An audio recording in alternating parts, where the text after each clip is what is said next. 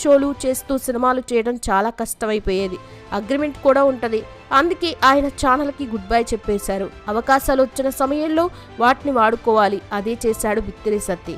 ఎందుకంటే గతం తనకి బాగా తెలుసు. గతం నేర్పిన అనుభవాలు కూడా ఎన్నో ఉన్నాయి. తను గతంలో ఒక్క అవకాశం ఇస్తే బాగుండని అనుకునేవాడు. ఎన్నో ఆఫీసుల చుట్టూ తిరిగేవాడు. కానీ ఇప్పుడు అతని టాలెంట్కి పిలిచి అవకాశాలు ఇస్తున్నారు. ఇలా పిలిచి అవకాశాలు ఇస్తుంటే ఎందుకు వద్దనుకోవడం అని V6 ఛానల్కి గుడ్ బై చెప్పాడు సత్తి.